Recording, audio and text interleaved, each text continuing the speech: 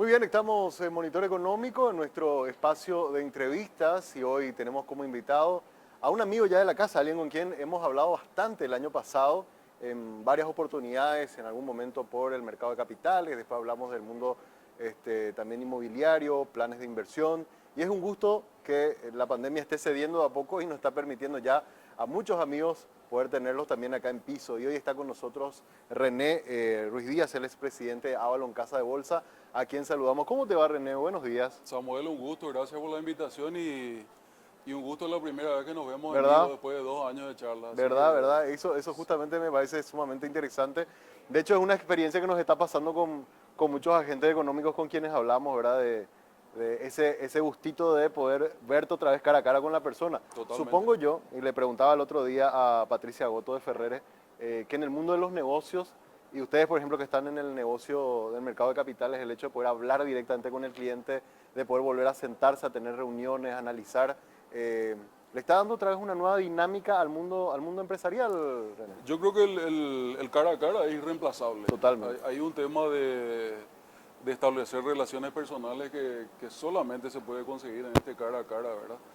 Y ese fue un tema que extrañamos en este tiempo. Extrañamos a efectos de las reuniones con los clientes, pero también con los colegas de la casa de bolsa y de las empresas, ¿verdad? Que es difícil transmitir la misma energía en forma remota. Y yo creo que es súper interesante la dinámica de poder volver a vernos. Si bien yo creo que no va a ser 100% como era antes el tema de juntarnos para cualquier cosa ahora, Claro, claro. pero es eficiente esa mezcla de cara a cara con reuniones más rápidas, virtuales cuando hace falta, ¿verdad? O sea que Totalmente. estamos disfrutando de esta vuelta. Claro, y ahí te iba a consultar justamente eso, ¿verdad? Cuando alguna de las empresas va a hacer una emisión o cuando ustedes están ofreciendo un nuevo producto al mercado, ¿cómo funciona hoy día? ¿Se hacen llamadas, se hacen reuniones? Eh, y ahora con el hecho de la presencialidad, muchas de esas reuniones han vuelto a ser de forma presencial. ¿Cómo están trabajando? En las emisiones hay una mezcla de inversores institucionales que ya tienen un trato fluido con nosotros regular y con ellos yo creo que es más fácil todavía, viste, una llamada telefónica, Claro, le le contás las decís, características. tengo aquello, empezás a discutir el tema. Y con las personas físicas que están invirtiendo hay un componente importante del cara a cara todavía para explicarle de qué se trata cada emisión. Claro. El tema de los riesgos, el tema de cómo cuadra eso con su perfil de inversor. Entonces, es una mezcla, yo creo que va a seguir así. Bueno, y uno de los temas que también creo que está cambiando un poco la dinámica, como recién estábamos hablando, es el hecho de la presencialidad. Y ahí te consulto, no se dan en todos los casos, se dan en casos muy particulares hoy la presencialidad, porque también los negocios son la mayoría ya hoy a través de un sistema electrónico.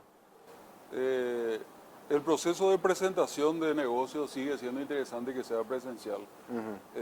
Hay una instancia siempre de charla con los inversores que es súper importante y con los emisores también, ¿verdad? Claro. Eso yo creo que se va a mantener presencial.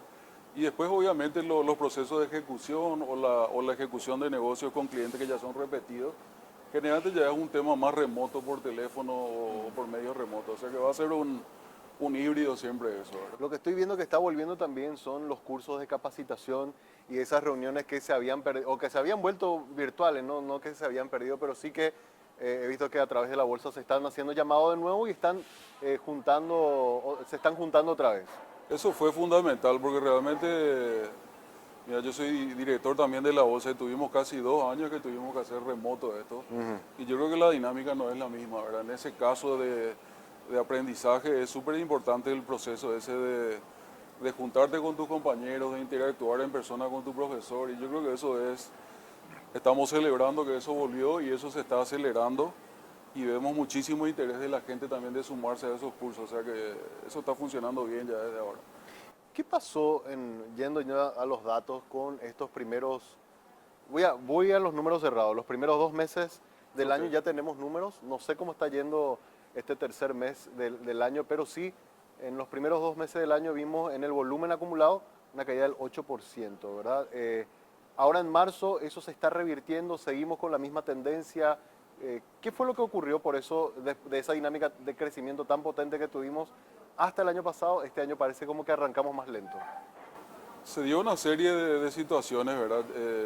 Paraguay cambió mucho su escenario en estos meses. Pasamos de una expectativa de mucho crecimiento a una situación bastante delicada donde se juntó una caída marcada de la campaña de soja de este año. Hay una volatilidad en términos de inflación, hay una expectativa de suba de tasas relacionada con esa inflación y yo creo que todo contribuye a un inicio de año que fue un poco más lento del que habíamos previsto, ¿verdad? También el Tesoro, el Ministerio de Hacienda salió con menos emisiones en este primer trimestre, ¿verdad? El Ministerio de Hacienda sigue siendo el gran emisor de la bolsa, ¿verdad? Entonces todo eso suma a que en el primer trimestre se va a materializar una caída con relación al año pasado. Claro. Seguramente en el orden de ese 8 o 10 que estamos hablando. Pero la idea es que siempre nuestro mercado está demostrando que apenas cambia la señal y la expectativa, eso se revierte muy rápido y creemos que estamos a tiempo de recuperar este año cuando se estabilice un poco toda esa volatilidad que estamos teniendo. Claro. Sí, eso es una cosa que nos llamó mucho la atención porque siempre que salía Hacienda a emitir bonos del Tesoro había mucho apetito y entiendo que en estas oportunidades, las veces que salió, no siempre pudo colocar todo, en algunos casos incluso tuvieron pocas colocaciones. Eso es quizás efecto un poco de todo este clima de incertidumbre que hay por sequía, crisis internacional, es un poco una mezcla de todo eso. Y ahí se juntan, en cualquier emisor se juntan las dos cosas, y hay dos situaciones, ¿verdad? Por un lado, el emisor siempre espera pagar la menor tasa posible, obviamente, Totalmente. por sus bonos. Y este mercado de hoy está pidiendo tasas más altas, ¿verdad? Entonces, si vos querés salir en este mercado, vas a estar pagando tasas más altas de las que estabas pagando hace un año, ¿verdad? Entonces, y por otro lado, los inversores también están pidiendo una tasa un poco más alta, atendiendo esa expectativa de inflación que se está dando, ¿verdad? Entonces, es una situación que les tiene a las dos partes, digamos, un poco a la espera de una cierta normalización y yo creo que eso está por verse todavía, ¿verdad? Porque toda la figura esta de la volatilidad con los precios de petróleo va a seguir incidiendo probablemente la inflación paraguaya y nosotros estamos previendo que va a demorar un poco más la normalización de eso. Claro. La última vez que hablábamos, creo que con gente de la bolsa nos hablaban de, el año pasado, si mal no recuerdo, era 3.300 millones el volumen que alcanzamos y este año había una meta o una expectativa de 4.000 millones. Al cierre de estos primeros 3 meses y mirando un poco toda la evolución que tuvimos, ¿considerás que es posible todavía alcanzar eso, que se puede llegar a acelerar a partir de abril, de mayo y llegar a esos números? Es difícil, pero es posible porque el mercado también demuestra que las emisiones de Paraguay ya son más grandes ahora.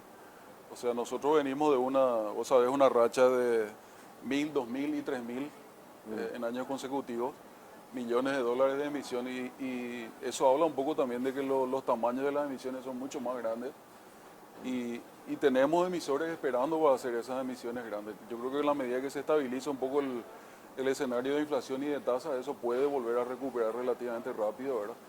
Pero seguramente ahora mismo no es el momento, o sea, Claro.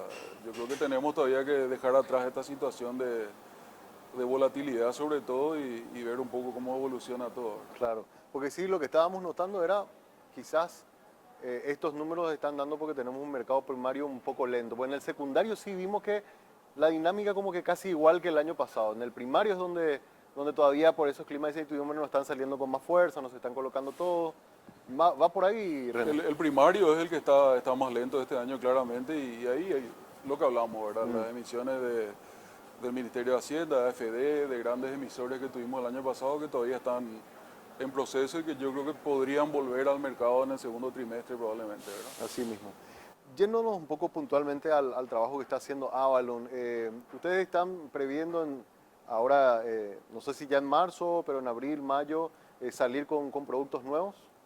Nosotros empezamos, de hecho en febrero lanzamos nuestro primer fondo mutuo, Sí. que es un fondo mutuo en guaraníes. Empezamos así despacio, invitándole a los clientes de la casa en una primera etapa, ¿verdad? Y el resultado está siendo espectacular. Obviamente la respuesta es óptima de nuestros clientes. Esa era una necesidad que ya teníamos identificada hace un tiempo y los clientes estaban demandando esa alternativa de Avalon, ¿verdad? Y yo creo que ahora estamos arrancando muy bien con ese producto. Nuestro fondo está rindiendo una de las tasas más altas del mercado. Nosotros estamos con un rendimiento hoy de 5.05 a la vista prácticamente, ¿verdad?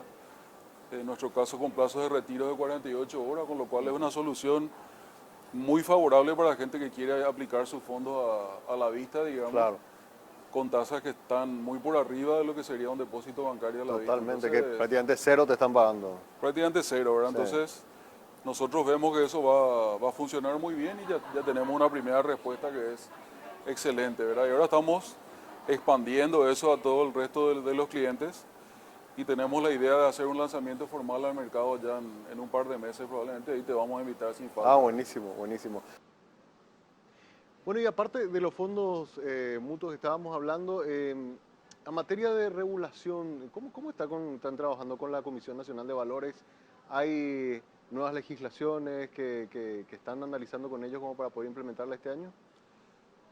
El proceso regulatorio es un proceso que es dinámico y todo el tiempo estamos en búsqueda de mejoras y trabajando muy de cerca con los colegas y con la propia Comisión Nacional de Valores, también con CEPRELAD y con toda la gente con la que tenemos relación, digamos, regular.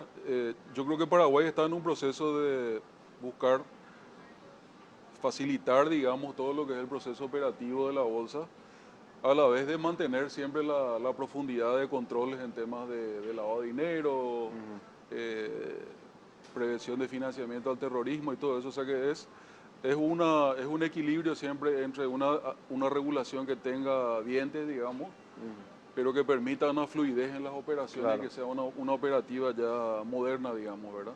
claro. Estamos trabajando en temas tipo onboarding digital de clientes, tratar de simplificar un poco todo el papelerío ese que a veces teníamos que hacer, ¿verdad? Entonces, yo creo que hoy tenemos una Comisión Nacional de Valores moderna, alineada, digamos, a una expectativa de lo que es el primer mundo, digamos, en términos operativos, y estamos trabajando todos tratando de capitalizar eso. Sí. Sé que se estuvo trabajando ya hace más de un año, dos, creo que ya, en la desmaterialización de lo que tiene que ver con los certificados de depósitos de ahorro.